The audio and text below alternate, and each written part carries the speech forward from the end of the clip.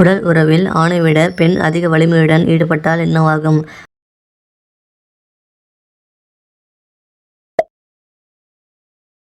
ஆண்களுக்கு தூக்கத்தில் கஞ்சி வெளியேறினால் உடலில் என்ன நடக்கும்?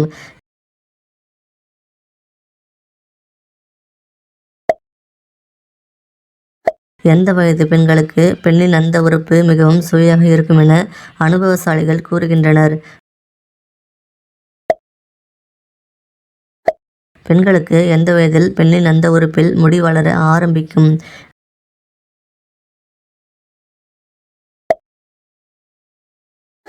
எப்படிப்பட்ட பெண்ணின் அந்த உறுப்பில் ஆணின் அந்த உறுப்பை விட்டவுடனே நைஸா போகும்?